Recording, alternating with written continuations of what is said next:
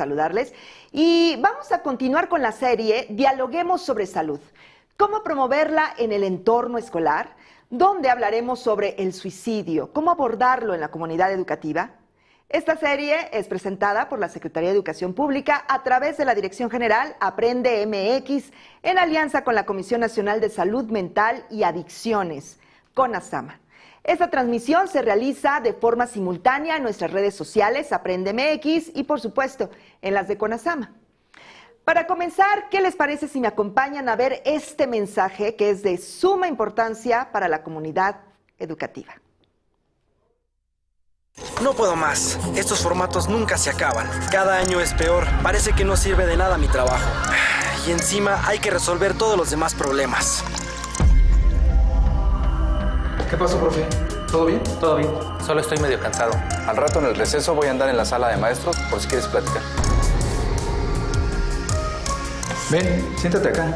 Vamos a echarnos un café. Va a sonar tonto, pero me siento muy agobiado y frustrado. Parece que ya nadie reconoce tanto. No es una tontería. Yo ya pasé por ahí y no fue fácil. Maestro, maestra, no tienes que poder con todo. Acércate con los directivos o con tus colegas para buscar apoyo. Busca ayuda con alguna institución y anímate a participar en proyectos o actividades que te hagan sentir bien. En la escuela enseñamos y aprendemos a cuidarnos entre todas y entre todos. Prevenir es proteger. Todas y todos necesitamos ayuda. No tengas vergüenza. Dialoga con otros y cuídate. Ya lo saben, si necesitan apoyo, recuerden que pueden llamar a la línea de la vida 800-911-2000, en donde encontrarán atención personalizada en problemas asociados al consumo de drogas o sustancias psicoactivas, así como información relacionada con el cuidado de la salud mental.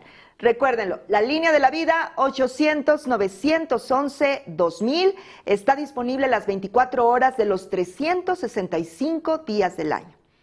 Bueno, pues es momento también de invitarles a que se integren al grupo de docentes Aprende MX, en donde van a encontrar herramientas y recursos educativos que sin duda serán de apoyo en su práctica docente. Es momento de integrarse. El enlace del grupo está apareciendo en pantalla y también lo van a localizar en el chat de comentarios de esta transmisión. Para dar inicio con el tema suicidio, cómo abordarlo en la comunidad educativa, les invito a contestar la primera pregunta detonadora. Va a aparecer a lo largo de la transmisión en nuestras redes sociales y es la siguiente. ¿El suicidio puede prevenirse ya que ocurre por impulso? ¿Sí o no? ¿Qué piensan ustedes? Más adelante daremos lectura a sus respuestas, así es que ahí está la primera pregunta con la que queremos que participen con sus comentarios. El suicidio es un problema de salud pública que se ha incrementado en los últimos años, de acuerdo con el INEGI, porque en 2017 la tasa de suicidio se registró en 6,494 casos. Para 2022 se registraron 8,123 casos. Esto equivale a 1,629 suicidios más ocurridos en 2022 respecto de los ocurridos en 2017. Actualmente, dentro de la población adolescente, el suicidio es la cuarta causa de muerte y para 2029 se calcula que será la segunda causa de mortalidad. En este contexto, la prevención del suicidio es una labor de toda la sociedad y los profesionales del ámbito educativo, padres y madres, cuidadores, que juegan un papel muy importante. Para continuar la reflexión en este tema, les invito a participar en la siguiente dinámica. Es en la actividad con Mentimeter. En el chat de comentarios y en la pantalla está apareciendo el enlace y el código QR para ingresar al cuestionario y responder las siguientes preguntas. La primera, ¿hablar sobre suicidio es peligroso? Inciso A, muy peligroso. Inciso B, poco peligroso. Inciso C, nada peligroso. Esa es la primera pregunta. La siguiente, ¿qué tan frecuente dentro de la población crees que se realicen autolesiones con el objetivo de llamar la atención? A, 1%. B, 20%. C, 40%. D, 70%. Y E, 90%. Ahí están las dos preguntas y más adelante vamos a compartir sus respuestas. Muchas gracias por participar. Bueno, para este seminario, recuerden, pueden solicitar una constancia de participación. Solo tienen que entrar al enlace que también está apareciendo en el chat de comentarios. Y si aún no tienen cuenta, regístrense de acuerdo con su perfil. Solo tienen que proporcionar sus datos y en caso de no pertenecer al sector educativo o no formar parte de la plantilla de una escuela, pueden registrarse con el perfil de estudiante y colocar la clave del Centro de Trabajo o CCT, del Centro de Capacitación Televisiva y Audiovisual. También está apareciendo en pantalla y en el chat de esta transmisión. Solamente con estos datos van a poder completar el proceso. Tienen que validarlo en su correo electrónico, el registro, por supuesto, iniciar una sesión nuevamente en el enlace que proporcionamos para solicitar su constancia. Tienen que responder a una pregunta muy sencilla. Si la respuesta es correcta, pueden descargar la constancia inmediatamente. Es importante mencionarles que solo cuentan con 7 días naturales a partir de esta fecha de transmisión en vivo para obtener su constancia. Bueno, ya dicho todo esto, para hablar sobre el tema suicidio, cómo abordarlo en la comunidad educativa, tengo el gusto de presentarles al doctor Modesto Solís Espinosa. Doctor, bienvenido en nombre de la Dirección General Aprende MX. Muchas gracias por acompañarnos. Muchas gracias por la invitación. Buenas tardes a todos y todos. Muchísimas gracias, doctor. Pero ¿qué les parece si antes de comenzar conocemos parte de la trayectoria de nuestro invitado? Doctor Modesto Solís Espinosa, psicólogo clínico adscrito a la Dirección de Coordinación y Vinculación de la Comisión Nacional de Salud Mental y Adicciones. Realizó el doctorado en Psicología y Salud en la Universidad Nacional Autónoma de México. Cuenta con una investigación postdoctoral y es licenciado en Psicología por la misma casa de estudios.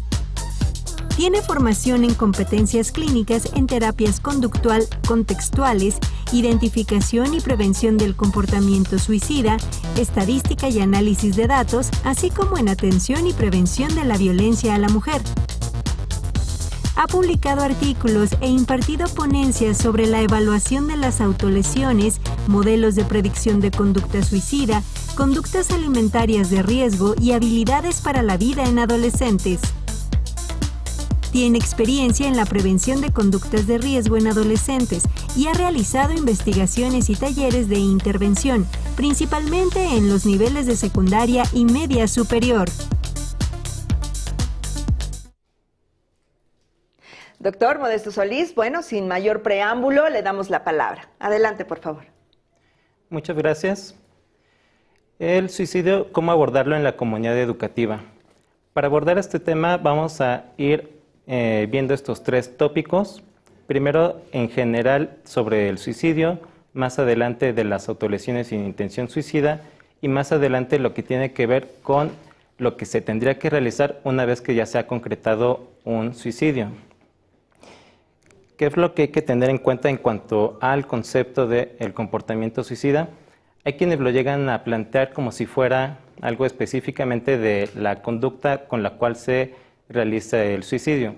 Sin embargo, algo que se ha planteado desde la teoría y de diversas investigaciones es que realmente están implicadas muchas más cosas, lo que tiene que ver con creencias, con pensamientos, actitudes que hacen que una persona llegue a tener primero ideas sobre muerte, más adelante llegar a pensar sobre el suicidio y pues ya llegar a la planificación y el intento.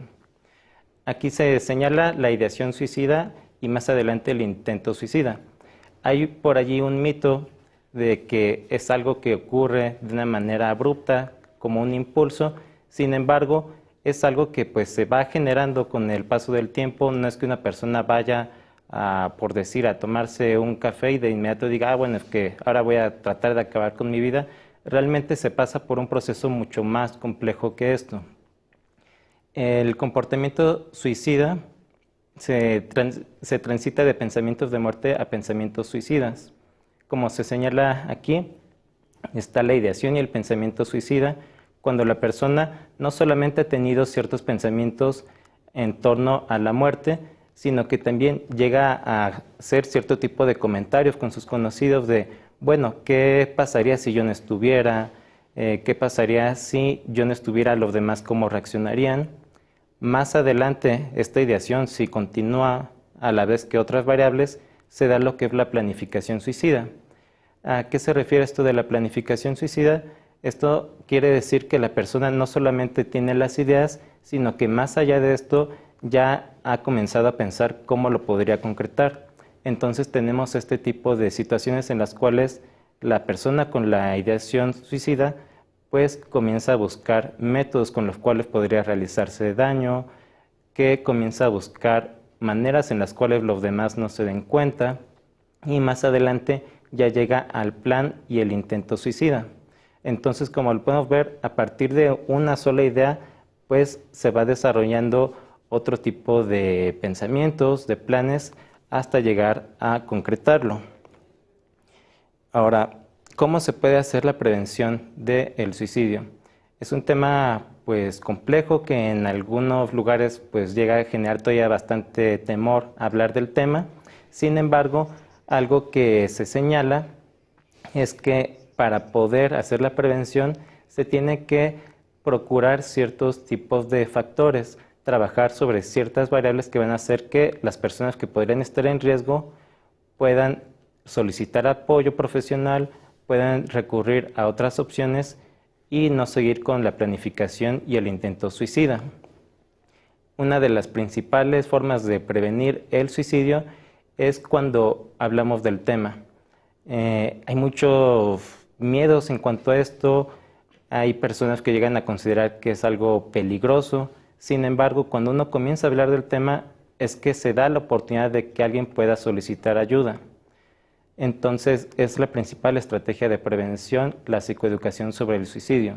De manera general lo concretamos en estos 4 elementos, que son conceptos generales, tener en claro a qué se refiere el suicidio, la planificación y el intento suicida, saber qué tipo de variables están influyendo para que se dé, mitos y realidades, porque aunque haya mucha información al respecto, todavía se llegan a comentar muchos mitos, muchas creencias erróneas y pues es necesario generar esta apertura para hablar del tema. Si no se tiene apertura para tratar este tema, lo que sucede es que las personas que llegan a estar en riesgo de realizar el suicidio, pues sienten aún más temor de ser juzgados, de que les van a tirar de locos, que les van a cuestionar de una manera negativa. Entonces, cuando uno comienza a hablar más del tema, se vuelve mucho más probable que se pueda solicitar ayuda. Bueno, pues con esto tenemos una primera entrada al tema, doctor, y qué importante es tener primero el diagnóstico para llegar al objetivo central, que es cómo prevenirlo.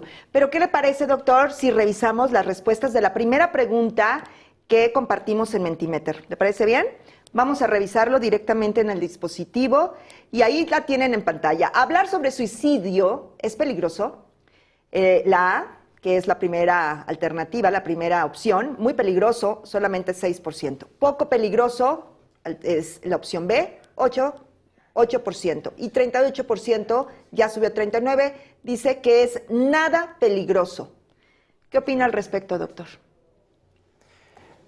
Gracias por compartir estas respuestas. Me parece que es algo muy interesante y se está reflejando algo que pues de verdad ya se ha logrado avanzar en esta parte de prevención. Todavía hay varios entornos en los cuales cuando alguien sugiere tener una charla de prevención sobre suicidio, llega a darse este temor de no, pues es que esto es peligroso, no hay que realizarlo, qué tal que uno le da ideas y lo va a concretar a alguien. Incluso por ahí ya hubo una experiencia en la cual se estaba a punto de concretar unas estrategias de prevención, pero de repente ante el temor de que alguien fuera a realizarlo, pues esas actividades de repente ya no se realizan. Entonces es muy importante que uno pueda abordarlo sin este temor. Hablar del tema no es algo peligroso. Lo que llega a ser peligroso en dado momento es cuando se dan detalles muy específicos del tema del método de suicidio, por ejemplo, pero si se aborda el tema de una manera adecuada, con información científica, Realmente lo que se hace es prevenir y es la tarea fundamental para poder prevenir suicidio. Hablar del tema, quitarse de esos miedos y tener esta apertura para solicitar ayuda. Perfecto. Bueno, pues ahí está esta primera pregunta con las respuestas muy amablemente comentadas por el doctor, pero retomamos su ponencia y revisamos más adelante la siguiente pregunta de Mentimeter. Adelante, doctor. Sí, en cuanto a la prevención, los mitos y realidades, lo que se puede llegar a abordar y que es necesario que tengamos en cuenta es que hay muchas creencias que se han difundido, que aunque ya se han tratado de desmentir desde hace bastante tiempo y hay información consolidada para decir, pues es que esto no es como lo están planteando, aún se siguen difundiendo estos mitos, estas falsas creencias. Por ejemplo, quienes llegan a decir, quienes hablan de suicidio no tienen la intención de realizarlo, casi como si el hecho de hablar que se tiene la intención de cometer suicidio, como si fuera nada más como una forma de llamar la atención, cuando la realidad es que quienes hablan sobre tener intenciones de realizar suicidio es porque de verdad pueden tener la intención de realizarlo y quizás al momento en que lo comentaron estaban buscando ayuda. Otro de estos mitos es que solo las personas con trastornos mentales piensan en el suicidio.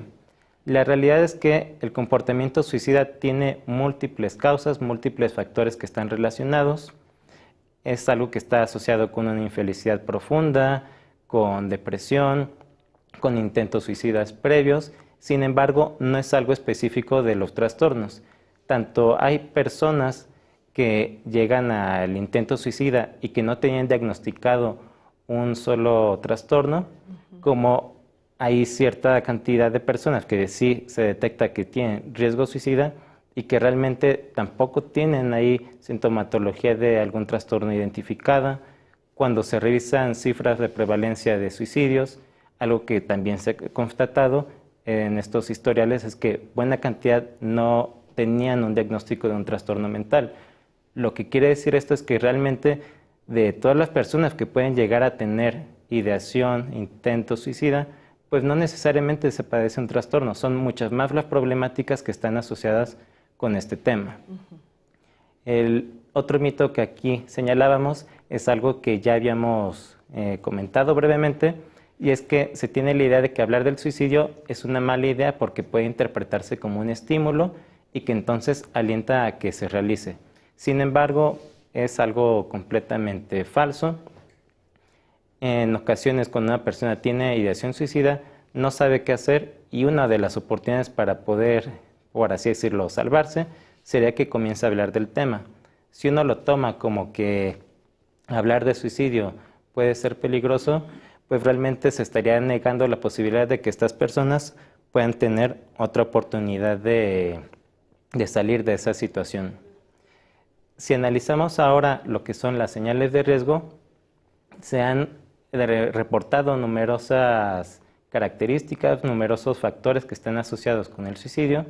Sin embargo, vamos a englobarlos de una manera muy general en tres, los que tienen que ver con cuestiones de hábitos, cuestiones directamente de la persona, como puede ser cambios de su comportamiento, que coman o duerman demasiado o muy poco. Personas que comienzan a dormir mucho más tiempo de lo habitual o que simplemente ya no duermen, que tienen un descuido general de su apariencia, conductas temerarias como en ocasiones se puede encontrar estudiantes que llegan a tener juegos un poco más peligrosos, que llegan a subirse a barandales altos. Específicamente, señales de riesgo de la escuela, podemos identificar el descenso de calificaciones. Esto cuando no es algo habitual en el estudiante.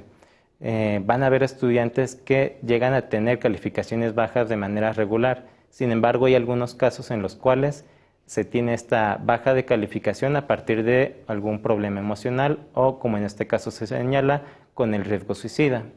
Se llega a reportar menos esfuerzo, ausencias injustificadas, conducta inadecuada en clase, el hecho de que se llegan a aislar en los recreos, que ya no participan de la misma manera que lo hacían en las actividades con sus compañeros en la escuela. Entonces podemos pensar, por ejemplo, estudiantes que suelen jugar algún deporte con sus compañeros y de pronto ya dicen, no me interesa tanto, ese deporte pues ya no me llama, ya no es algo que me atraiga. Por otra parte, hay cierto tipo de señales que tienen que ver con el aislamiento, con el hecho de distanciarse. En este caso, se ha identificado que quienes tienen a un alto riesgo suicida tienden a tener despedidas inusuales, que están ensimismados, que no enfocan la mirada, que se llega a reportar que oyen pero no escuchan, casi como si no estuvieran presentes aun cuando uno está con ellos hablando, que comienzan a cerrar redes sociales, que regalan objetos personales y cosas preciadas para ellos y que de alguna forma van haciendo como un cierre, y a esto pues también se le suma el hecho de que llegan a generar estas cartas de despedida en las cuales le escriben a algún familiar, a sus amistades para hacer una despedida, para hacer un cierre, y es algo que se puede tener en cuenta. Ahora, ¿qué hacer ante el riesgo suicida? Esto se pone como un adelanto. Esto es parte del protocolo de acción ante autolesiones y riesgo suicida en escuelas.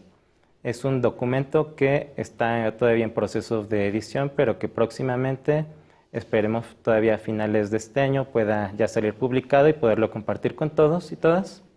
Es un protocolo en el cual se habla de cómo se puede atender el riesgo suicida y a jóvenes que tienen autolesiones dentro de la escuela. Esto es algo que pues ojalá más adelante lo podamos compartir también en un espacio como este. Y lo que podemos ver en este diagrama es que de acuerdo con las opciones que uno reporta o identifica en la escuela, va a tener ciertas pautas de seguimiento.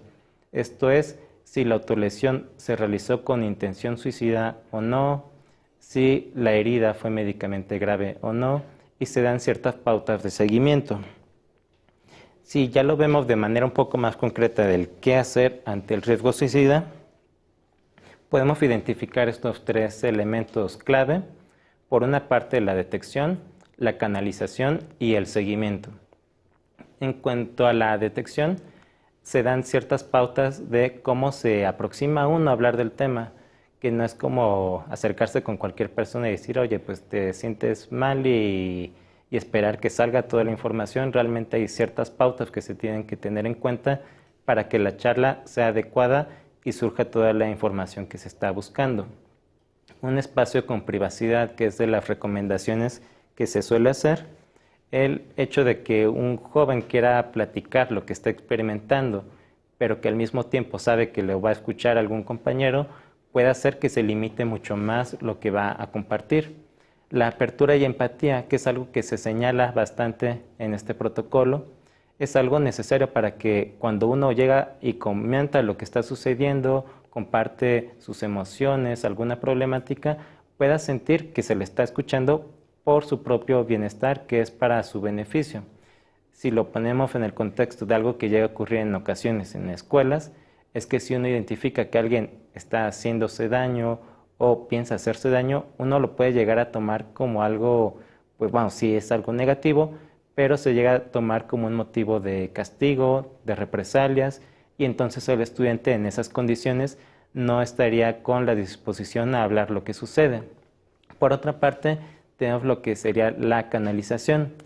Para esto se dan ciertos elementos de qué es lo que se debe de evaluar en el estudiante para poder delimitar cuál es el riesgo que tiene. Que se pueda hacer un informe a los tutores, a los padres de familia, de tal manera que la información llegue a ellos y se pueda dar seguimiento de la situación. Esto es, que se le pueda brindar atención psicológica de manera oportuna y se hace la activación de la red de apoyo. Esto se refiere a que se tiene que activar la red, se tiene que hablar con los familiares, con las personas responsables, para que puedan apoyarle de una manera adecuada. Esto del suicidio es un tema pues que, genera mucha controversia, muchos miedos, y es algo difícil de tocar aún hoy en día. Entonces es normal, es algo que se espera, que sea difícil hablar del tema incluso dentro de la comunidad escolar, y más aún cuando se trata de hablar con los tutores, que en ocasiones pues lo primero que llegan a decir es que, bueno, ¿en qué me equivoqué? ¿En qué fallé? y que entonces a partir de esa culpa pues no siempre se beneficia al estudiante. Entonces es muy importante tener en cuenta ciertas consideraciones de cómo hablar del tema y que sobre todo el enfoque de la plática vaya sobre cómo beneficiar al estudiante y atender sus necesidades. Ya si vamos a lo que se refiere al seguimiento, es importante que se vea que una persona que llega a tener ideación suicida es probable que si no se atiende de manera oportuna pueda escalar y llegar a la planificación y el intento. Entonces se tiene que hacer una revisión del caso y no estigmatizar, procurando hacer un seguimiento dentro de lo posible en los siguientes días de que se realice la evaluación, esto a fin de que se pueda saber cómo va avanzando el caso. En algunas escuelas se llega a dar la situación de que se reporta que alguien tiene un problema, se le reporta de que tiene que ir a orientación psicológica, ya va a orientación psicológica, sin embargo solamente se revisa que haya acudido una ocasión y no se hace un seguimiento adecuado para ver si la situación se ha resuelto o si sigue incluso la ideación suicida. Aquí lo que podemos observar es de la detección y la recepción de la información, que es algo fundamental para valorar el riesgo de la persona. Estas preguntas son algo que se ha reportado en investigación por parte del Modoris, en el cual es un sistema en el cual se establecen niveles de riesgo suicida y dependiendo de estas preguntas es que se puede hacer un seguimiento adecuado y que la persona que tiene un riesgo más alto tenga el contacto directamente con la instancia especializada. Entonces podemos ver algunas de estas preguntas, por ejemplo, en las últimas semanas, ¿has deseado estar muerto? ¿Sí o no? En las últimas semanas, ¿has sentido que tú o tu familia estarían mejor si estuvieras muerto? Pregunta número 3. En la última semana, ¿has pensado en suicidarte? Y aquí lo que vamos a poder ir notando en cada una de las preguntas es que dependiendo de estas respuestas se va a poder identificar si se tiene la ideación suicida, si además de la ideación ya se tiene un plan, si se tiene ya incluso el antecedente, como se pregunta en la número 4, de si alguna vez has intentado suicidarte, y que con esto se tiene un factor de riesgo que es clave, que es de los factores principales, el hecho de si ha habido un intento de suicidio previo. Si analizamos las respuestas de estas preguntas, podemos ver que en la detección hay diferentes niveles de riesgo, hay diferentes órdenes de riesgo, entonces se va haciendo una suma de puntuaciones. Para el primer orden, que se toma en cuenta sentimientos de desesperanza o ideas en torno a la muerte, que podríamos decir es el nivel que tiene un menor riesgo, sin embargo no es algo que se vaya a desestimar. Esto es algo importante que se vaya observando como para tener en cuenta que sí hay pautas para poder analizar en qué caso se tiene que dar esta canalización y que ya está establecido a qué tipo de instancia tendría que realizarse. Si analizamos lo que sucede en el tercer y cuarto orden, podemos ver que ya se suman otras de estas puntuaciones. Cuando realmente ya va escalando esa ideación suicida, ya con un plan, entonces, por ejemplo, podemos ver que ya se analiza si en el siguiente mes, durante el último mes, ya hubo ideación suicida, ideos y deseos de muerte, y si además ya hubo planes y preparativos ya mucho más concretos. Bueno, pues, doctor, esta información de verdad es reveladora y hay que utilizarla. Seguramente las maestras y los maestros estarán de acuerdo que este tipo de herramientas pues hará muy buen el primer punto para hacer la detección junto con profesionales. Pero ¿qué le parece si revisamos la siguiente pregunta de Menti? ¿Le parece bien? Hablar sobre suicidio es peligroso, esa es la primera, pero vamos a la segunda. ¿Qué tan frecuente dentro de la población crees que se realicen autolesiones con el objetivo de llamar la atención? Tenemos que 1% En la primera opción, que es 1%, tenemos una barra que nos indica 5. El 20% indica, aquí ya tenemos 13 respuestas. 40%, 27. 70%, 25, 26. Y el 90%, 8 respuestas. La pregunta es: ¿qué tan frecuente dentro de la población crees que se realicen autolesiones con el objetivo de llamar la atención? El 40% está pues a la cabeza en las respuestas. ¿Qué opina, doctor, al respecto? Esto es algo que llama la atención y es algo que realmente pues se ha platicado, se ha detectado en diversos lugares, porque se habla mucho de que si las autolesiones son meramente por llamar la atención de alguien, si es como una manera de manipular, y la realidad es que en general las autolesiones se realizan para poder tratar de manejar cierta emoción negativa. Realmente casos en los cuales llegan a reportar, sí, lo hice porque me quería llamar la atención de los demás, es de un 1% aproximadamente. En una investigación que realizamos hace bastante poco tiempo, pues lo reportaban de esta manera. Tiende a hacer la autolesión para tratar de trabajar sobre tristeza, sobre ansiedad, sobre enojo, culpa, otras emociones negativas, y por esta cuestión de llamar la atención es algo que se reporta mínimamente. Es algo que pues también está como este estigma, este prejuicio, esta creencia que se ha difundido bastante, pero la realidad es que son la minoría quienes lo llegan a realizar por ese motivo. Ahora bien, estamos hablando en estos momentos sobre la autolesión. Habíamos hablado anteriormente sobre suicidio. ¿Esto por qué sería? Hay una relación entre estas dos problemáticas. Generalmente uno no se encuentra a la persona con ideación suicida sin que haya habido antecedente de otro tipo de problemática. Entonces, una manera en la cual se llega a reportar y con lo cual llega a haber bastante confusión es justamente con las autolesiones sin intención suicida. La autolesión es un acto con el cual una persona se genera daño a sí misma, un daño de baja letalidad, con el cual no hay una intención de causarse la muerte. Es algo que es de naturaleza socialmente inaceptable. Por ejemplo, las perforaciones, claro, o el hecho de que alguien se haga un piercing es algo que se hace de manera intencional y no es de un daño grave. Sin embargo, es algo que socialmente se acepta, no hay como un problema con ello. Sin embargo, si alguien dice, bueno, es que me voy a hacer una cortada o me voy a golpear la cabeza, me voy a golpear a mí mismo con algún objeto, pues realmente es algo que socialmente no se aceptaría. Generalmente estas autolesiones se hacen para afrontar una emoción negativa y lo podemos plantear como que se traslada a un dolor emocional para pasarlo a como si fuera un dolor físico.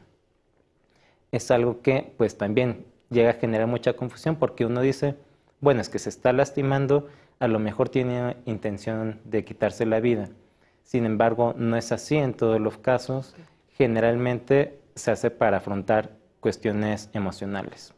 La característica principal sería que cuando se trate de una autolesión no suicida, realmente no se está considerando el tratar de quitarse la vida. Realmente cuando se da la autolesión, la mayoría de las ocasiones es con el impulso para tratar de frenar cierta emoción, como puede ser la tristeza, como puede ser con la ansiedad. Lo que sí se recomienda, y es algo que hay que tener mucho cuidado, es que una persona puede que se realice las autolesiones sin la intención de quitarse la vida. Sin embargo, esa persona sí puede tener ideación suicida. Las autolesiones generalmente se van a reportar como cortadas en los brazos, como rasguños. Lo más frecuente en las escuelas son estas dos maneras, que se lleguen a hacer rasguños en el brazo, que se lleguen a hacer como ciertos raspones con diferentes utensilios. Sin embargo, la mayoría de esas lesiones no tendrían un riesgo real de llegar a atentar contra la vida de la persona. Realmente se queda en un daño superficial e incluso en ocasiones se queda solamente como algo que para el día siguiente con trabajo se va a notar. Ahora bien, sí hay una relación entre el suicidio y la autolesión. les mencionaba que pues se da bastante esta confusión de si es lo mismo, si es algo diferente, pero algo que hay que tomar en cuenta es que cuando se realizan las autolesiones, la persona está alterando su percepción del dolor. Entonces es algo que ha comenzado a investigarse en los últimos años y que nos dice que alguien que tiende a realizarse autolesiones generalmente va a aumentar los métodos con los cuales se autolesiona, que las autolesiones tienden a aumentar en gravedad.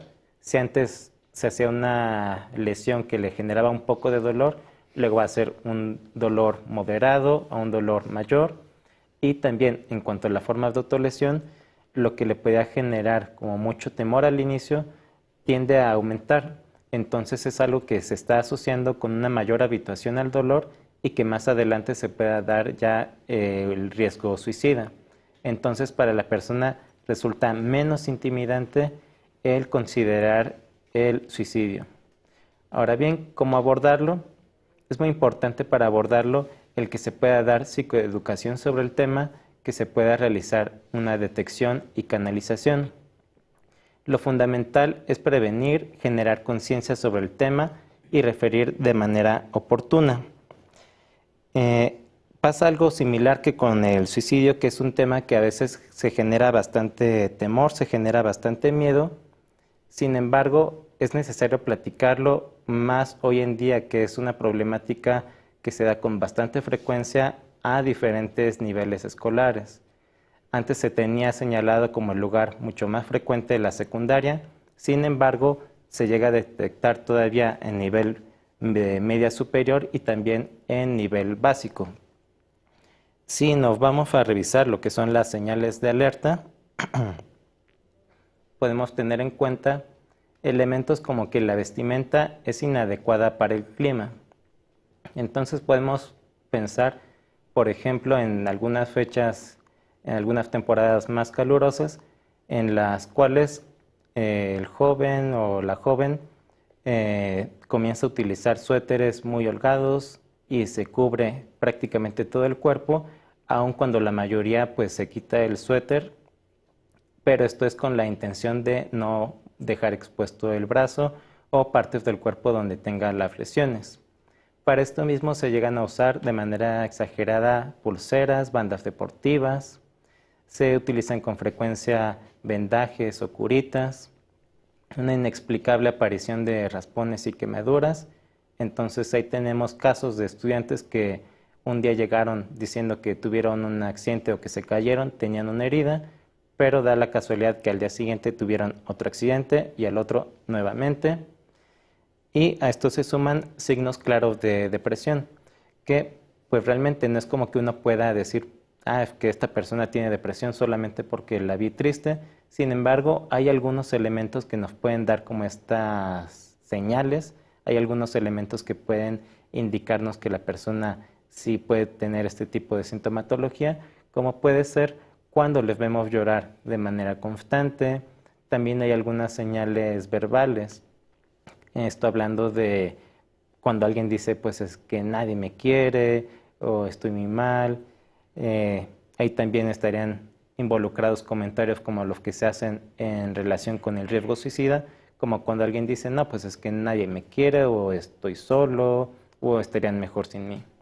Entonces son diferentes elementos que se pueden tener en cuenta para identificar. Ahora bien, la manera en la que se hace la prevención es nuevamente con la psicoeducación. Ahora sí que el conocimiento es algo que va a generar una gran diferencia y para esta psicoeducación se plantean diferentes objetivos.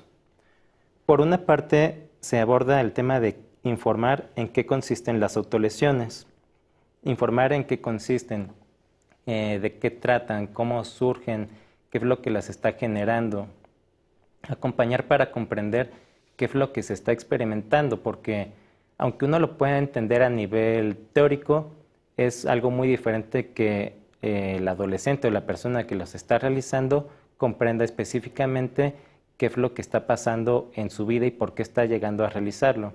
Es algo que se tiene que explicar, se tiene que hacer este acompañamiento. Esto se sugiere especialmente para que sea personal de orientación educativa, de trabajo social o cierto tipo de persona que tenga esta formación más específica relacionada con emociones, que son las personas idóneas para hacer este acompañamiento. Por otra parte, pues se tiene que explicar el ciclo de las autolesiones, que esto lo vamos a ver más adelante, en el cual se explica cómo es que se dan las autolesiones, qué es lo que se genera y cómo es algo que tiende a repetirse. Algo que se tiene que enfatizar es la necesidad de expresar las emociones de otras maneras. Aquí yo insisto, quien se autolesiona generalmente no es porque quiera atentar contra su vida, sino que más bien no encontró otra manera de expresar o regular sus emociones. Y otro aspecto es el enfocarse en la solución de problemas y búsqueda de ayuda. Vamos a ver lo que es el ciclo de la autolesión, en el cual podemos ver que con la autolesión se da cierto alivio. Sin embargo, es un alivio momentáneo, es algo que pasa solamente durante unos segundos, es prácticamente un instante. Les mencionaba, hay un dolor emocional, se traslada a ser un dolor físico, pero una vez que pasa este umbral del dolor, que se da este momento álgido de dolor, pues uno vuelve a centrarse en el dolor emocional. Se da un periodo de calma, ya la situación quizás pasó, la persona puede llegar a sentir algo de culpa por la autolesión, pero más adelante la situación que le estaba aquejando puede permanecer, que vuelva a presentarse este dolor emocional, que lo podemos traducir con otras palabras como que la persona siente angustia, tristeza, desesperanza, y que más adelante, como tiene esta dificultad para regular sus emociones, vuelve a la autolesión. Entonces, es algo que se llega a plantear y ellos, los jóvenes, lo llegan a decir como si fuera una solución, pero al final pues se va haciendo como un ciclo en el cual vuelven a hacerse daño y la manera en la que se hacen el daño tiende a aumentar. Ahora, si abordamos qué es lo que se tendría que hacer una vez que ya se concretó el suicidio, tenemos que hablar de este concepto de posvención del suicidio. Es algo que todavía se llega a comentar poco, sin embargo, es algo que sí es necesario que se tenga en cuenta cuando se abordan estos temas. Hace referencia al proceso cuando se da un duelo ante suicidios consumados. Esto es proporcionar herramientas necesarias para aceptar la pérdida y no generar riesgos posteriores. Parte de esta posvención del suicidio implica la contención y expresión emocional sobre la muerte. El hecho de que haya un suicidio es algo bastante fuerte, generalmente tiende a ser algo muy fuerte, un impacto bastante fuerte, bastante intenso sobre toda la comunidad cercana. Incluso hay personas que no estaban estrechamente ligadas con la persona que tuvo un suicidio y pueden sentir esta afectación. Cuestionamientos sobre la vida, sobre la muerte, sobre el sentido de vida, y pues es por ello tan importante que se aborde el tema. Es algo que es fundamental para que se pueda prevenir incluso otros suicidios.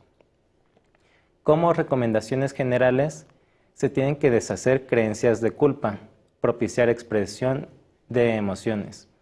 Generalmente cuando se da una muerte o un suicidio, pasa que las personas que están cerca llegan a generar este sentimiento de culpa. Se llegan a plantear que ellos fueron quienes tuvieron algún error, que no se dieron cuenta y que es a partir de ello que la persona acabó con su vida. Sin embargo, es algo que pues no tendría razón de ser y sin embargo sí es necesario abordarlo para deshacer ese tipo de creencias. Es muy importante también ser sinceros sobre lo que ocurrió, ser sinceros al momento de informar sobre lo sucedido. Esto porque si se deja al aire, si se deja como algo no tan específico y nada más se dice, bueno, es que su compañero no va a venir, tal estudiante ya no va a venir a clases y no se da más información, esto genera rumores y que se pueda hacer pues un mal uso de la poca información que haya. Hay que evitar detalles sobre el método empleado. Esto es fundamental y esto me parece ya lo he mencionado, pero lo reitero. cuando se abordan estos temas no hay que enfatizar lo del método empleado, es algo que incluso se ha detectado que es riesgoso y que sí puede influir en que otros lleguen a considerar ese medio para hacerse daño. Ahora bien, también es importante promover el autocuidado. En ocasiones uno llega a sentirse mal, pero no lo habla. Uno llega a sentir cierta tristeza, ciertas emociones negativas, pero uno no lo comenta con nadie. Es fundamental que uno pueda hacer esta solicitud de ayuda y que en dado momento, si se siente mal, pueda recurrir a un especialista. Si están en la escuela, que puedan preguntar si tienen un servicio de orientación psicológica, preguntar en trabajo social. Y otra de las recomendaciones sería que se retome la normalidad lo más pronto posible. Esto sin precipitarse ni presionarse.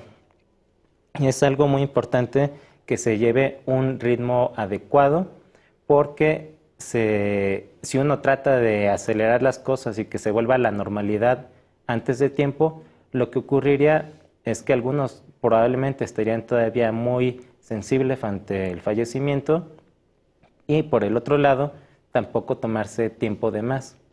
Los mismos estudiantes, la misma comunidad escolar va a ir dando las pautas para saber si se está volviendo a la normalidad demasiado pronto o no.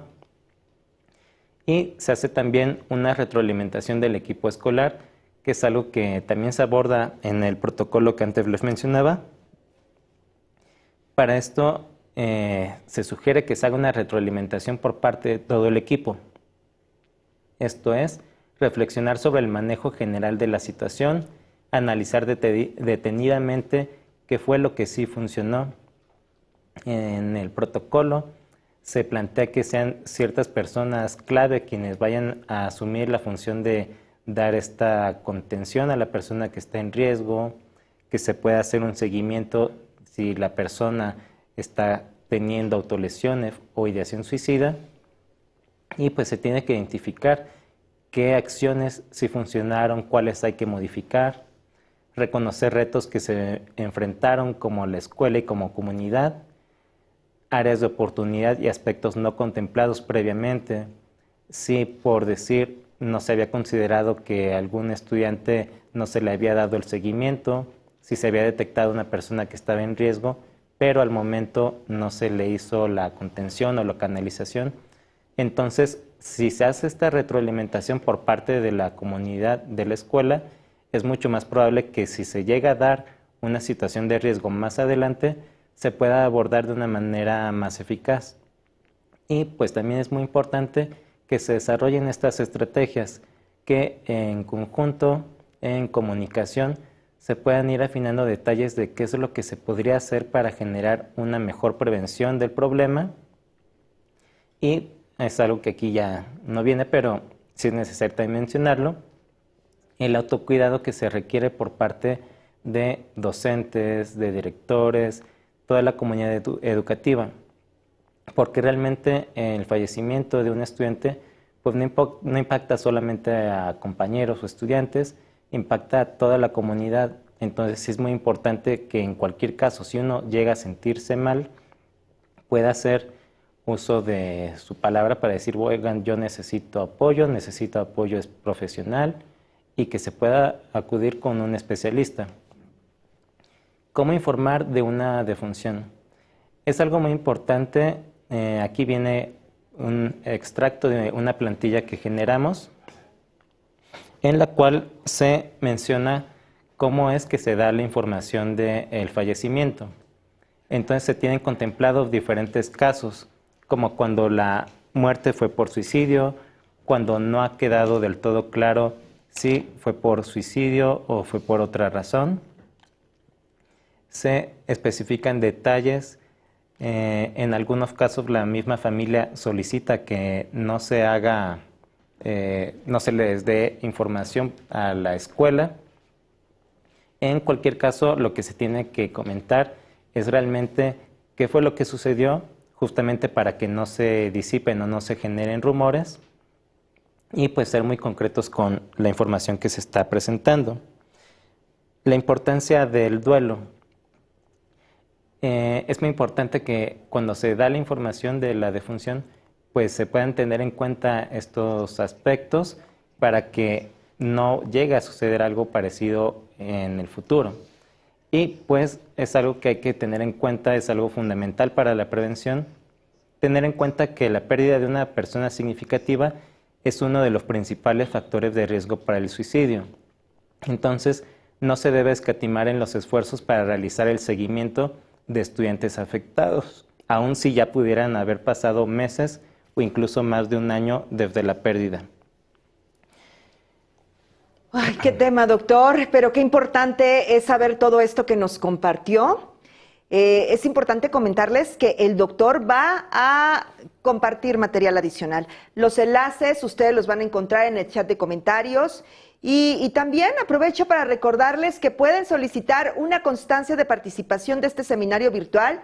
Hay que entrar al enlace que está en el chat de comentarios y si no tienen cuenta, tienen que registrarse de acuerdo a su perfil, proporcionando sus datos. En caso de no pertenecer al sector educativo o no formar parte de la plantilla de una escuela, pueden registrarse con el perfil de estudiante y colocar la clave del Centro de Trabajo o CCT, del Centro de Capacitación Televisiva y Audiovisual, que está apareciendo en pantalla y que también van a localizar en el chat de transmisión. Bueno, y de esta forma van a poder completar el proceso. Hay que validarlo en su correo electrónico, el registro, hay que iniciar sesión nuevamente en el chat, en el enlace que proporcionamos para solicitar su constancia. Hay que responder la pregunta y si la respuesta es correcta, van a poder descargar la constancia inmediatamente. Recuerden, solamente tienen 7 días naturales a partir de la fecha de transmisión en vivo para obtener esa constancia. Y es momento de revisar las respuestas de la pregunta inicial. ¿La recuerdan? El suicidio puede prevenirse ya que ocurre por impulso, ¿sí o no? Bueno, pues tenemos ya la tabla de los porcentajes y doctor, quisiera compartirla con usted. El 88% dice que sí, el 12% dice que no. El suicidio puede prevenirse ya que ocurre por impulso. La mayoría dijo que sí. ¿Qué opina, doctor? Nos interesa mucho su comentario. El suicidio es algo que tiene que ver, sí, con cierta impulsividad, sin embargo, es algo que sí se puede prevenir. Es muy importante que uno tenga en cuenta que es algo que se puede prevenir, que si se tienen las acciones adecuadas, si uno cuida de salud mental, si uno está atento a señales de riesgo, claro que sí se puede generar esta prevención. Sí tiene que ver la impulsividad, sí, pero esto no quiere decir que no se pueda realizar la prevención del suicidio. Les comento un poquito el por qué.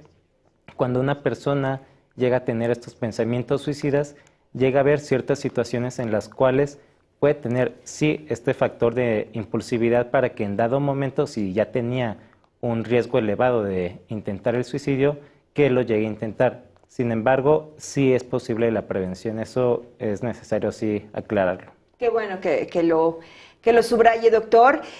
Doctor Modesto Solís, bueno, muchísimas gracias por la valiosa información que nos ha proporcionado. Ahora sabemos de la importancia de conocer las características del comportamiento suicida y sobre todo cómo abordarlo en la comunidad educativa para que de esta forma se pueda prevenir.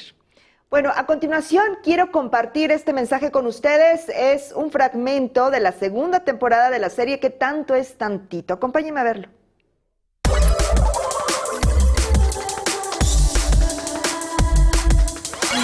Le traigo aquí a su nueva alumna, se va a integrar en este grupo. Hice todo lo que se supone o se espera de un hombre, ¿no? Disculpe, quería saber si tenía pruebas de embarazo. ¿Qué nos ves? Ustedes me están viendo. ¡Lo pudimos hablar, Sara! ¡No! ¡Que vaya a terapia! Ay, papá, ya. ¿Qué es acoso, profe? Ya no lo voy a mandar a una escuela donde hay chamacos que lo maltratan por ser quien es.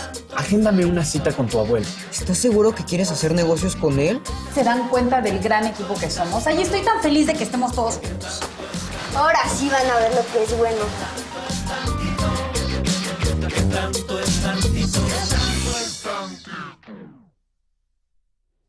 Esta serie, ya lo saben, representa una herramienta de gran utilidad para que docentes, familiares y estudiantes identifiquen violencias no siempre explícitas que suceden en nuestra vida cotidiana y así cuenten con recursos para el cuidado de su salud mental.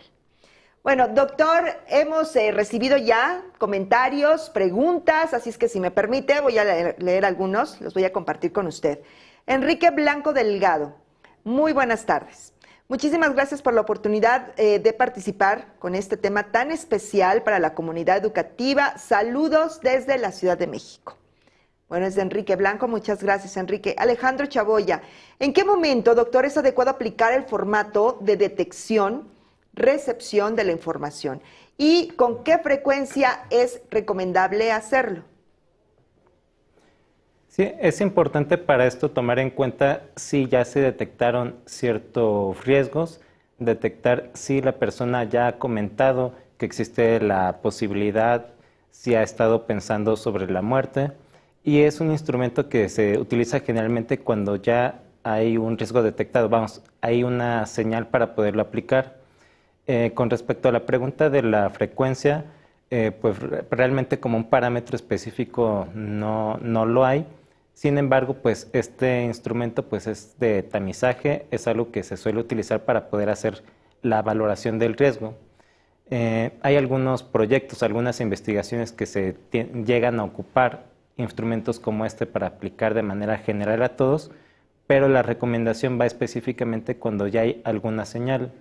También si se está considerando como para algo muy específico, para una persona puntualmente, también es válido hacer la pregunta, aunque sea algo fuerte, de preguntar, bueno, ¿estás pensando atentar contra tu vida? ¿Estás pensando sobre quitarte la vida? Pero pues sí, realmente es cuando ya hay una señal. Muy bien, doctor, muchas gracias. María Elena Mejía, tengo un alumno que frecuentemente hace alusión a querer suicidarse. Considero que por haber observado a su padre realizar dicha acción, sus sentimientos los tenga puestos en desear hacer lo mismo. ¿Qué le diría a María Elena Mejía, doctor? Muchas gracias por la pregunta y me parece algo muy oportuno que la realicen. Sí es importante abordar el tema. Si hay la sospecha, si es algo que ha comentado el estudiante y hay un antecedente dentro de la familia, sí es necesario abordarlo. Sí tomarlo como que hay un riesgo. De hecho, dentro de todos los factores de riesgo, es un factor importante el hecho de que hay un conocido o algún familiar que murió por suicidio. Entonces, sí sería necesario abordarlo. Muchas gracias. Little White, doctor, ¿qué le puede decir mi hijo a algún compañero que le confía que quiere suicidarse o qué actitud sería la correcta por parte de mi hijo? Bueno, algo fundamental para poder hacer esta prevención y apoyar a personas cuando están en riesgo, antes que nada sería no estigmatizar. Si él quiere apoyar, con el solo hecho de que escuche a esa persona, le brinde su apoyo, ya es algo importante. Ahora sí que ya algo más específico, pues sería quizás apoyarle a que acuda a algún especialista, que sí busquen orientación psicológica y pues también tener como cierta precaución, porque sí se puede ahondar en este tema, sí se puede tratar de brindar este apoyo, pero también llegan a haber casos en los cuales alguien, por tratar de apoyar a una persona que estaba en riesgo, pues al final acaba llegando a tener ese tipo de pensamientos también. Entonces, fundamentalmente el hecho de que ya le escuche sin juzgar y sin estigmatizar ya es algo bastante alentador. Y lo siguiente, pues si puede acompañarle, proporcionarle datos de algún lugar de apoyo psicológico, pues ya sería lo ideal. De esa manera, pues realmente se puede hacer una gran diferencia. ¿Algún lugar que puedan asistirlo? Doctor, hay que compartir la línea de la vida, de nueva cuenta, 800-911-2000. Este es el lugar en el que los 365 días del año, las 24 horas del día, ustedes pueden tener pues una alternativa y recomendarla, por supuesto, a sus alumnas y alumnos. Daniela Hernández Martínez, el suicidio sí se puede prevenir, ya que antes de que esto pase, las personas que quieren suicidarse primero dan alarmas de que están mal y lo quieren hacer. Seguramente sí, por supuesto, Daniela, y bueno, corrobora lo que usted nos compartió, doctor, obviamente. Tengo más preguntas. Es por parte de la coordinación académica que comenta, como docentes no siempre tenemos la capacidad de abordar temas de salud mental como lo haría un psicólogo clínico, por ejemplo, pero esto que usted compartió con la audiencia es importante tenerlo, ¿no, doctor? Sí, es algo muy importante y también hacer como una aclaración. Es algo que incluso se comentó en las reuniones que se tuvieron al momento de ir desarrollando este protocolo. Se tomaron en cuenta comentarios por parte de instancias de educación, parte de especialistas de suicidio. Entonces realmente se tiene un panorama bastante amplio y se está tomando en cuenta que son temas que, pues vamos, de repente hasta sí espanta el decir, bueno, es que qué tal que sí sucede algo así y yo cómo voy a hacer con el tema si no soy un especialista en salud mental. Y es algo que se entiende. Sin embargo, sí es importante tener esta información, parte de la concientización sobre el tema, esta psicoeducación que pues a fin de cuentas es una prevención para todos, porque realmente nadie está exento de llegar a pensar sobre el suicidio. Y pues también a colación hay algunas estrategias que ya se han formulado, estrategias como la de guardianes y otras que van dirigidas específicamente a la comunidad. O sea, realmente no es necesario que uno sea especialista en salud mental para poder brindar esta contención y primer apoyo a alguien que está en riesgo. Y hay que quedarnos con el primer punto que compartió, doctor. Hay que platicarlo, hay que compartirlo y no es dar ideas, sino es prevenirlo. ¿Sí? ¿Estamos bien? Cristi Patrick, ¿cómo se puede abordar el tema desde el aula con un niño de 11 años que ya lo ha intentado? Díganos, doctor, ¿qué le diría? En estos casos, al ser algo ya muy específico, sí sería importante que se pueda buscar si la persona ya recibió cierta contención, cierto apoyo psicológico, porque si ya hubo un intento, reitero, un intento suicida previo es uno de los principales factores de riesgo para que sí se complete un suicidio, y si la persona sigue con ese tipo de pensamientos, sí se tendría que hacer un abordaje. Por parte de instancias dentro del salón de clases, pues la única diferencia sería eso, el estar al pendiente, no estigmatizar, tampoco señalar a la persona, pero sí tratar de hacer cierta vinculación, estar al tanto dentro de la comunidad para que ese estudiante tenga el seguimiento y la orientación que requiere. Muy bien, doctor, muchísimas gracias. Tengo por acá otro comentario. Lourdes Sosa, gracias por la valiosa información. Como docentes hay que estar preparados para dar contención a los jóvenes y a los padres. Sin duda, Lourdes. Muchísimas gracias por el comentario. Y doctor, bueno, queremos agradecerle al doctor Modesto Solís por compartir su conocimiento en este tema que es importante tomar en cuenta para toda la sociedad. Doctor, antes de despedirnos, ¿podría regalarnos un breve mensaje final? Sí, claro que sí. Pues realmente es un tema que es complicado, que se entiende que hay cierta dificultad para abordarlo dentro de la escuela, pero pues algo que a mí me agrada mencionar siempre que se tiene la oportunidad de comentarlo con personas dentro de la educación, es que la educación pues es algo para formar al ser humano y esto va de manera integral, incluyendo también cuestiones que tienen que ver con salud mental. Y pues ante problemas como puede ser el suicidio y las autolesiones, es muy importante que uno no tenga este miedo y que uno se anime a hablar, que uno también como docente, como estudiante, que uno tenga esta parte de autocuidado y si uno se siente mal, es importante que uno lo comunique, siempre va a haber una persona que te quiera escuchar, entonces pues es importante que lo hablen. Muchísimas gracias, doctor. Agradecemos la participación del doctor Modesto Solís Espinosa, quien nos ha compartido esta valiosa información. Muchísimas gracias. Y bueno, en el próximo seminario virtual de la serie Dialoguemos sobre Salud, abordaremos el tema trastorno por déficit de atención e hiperactividad en la infancia. Un tema importantísimo, sin duda. La cita es el martes 21 de noviembre a las 16:30 horas, así es que las y los esperamos. Hemos llegado al final de esta transmisión. Agradecemos su asistencia y también agradecemos el trabajo, reconocemos el trabajo del personal técnico y académico que la hace posible. Yo soy Julieta Mendoza. Pásenla muy bien, nos vemos muy pronto.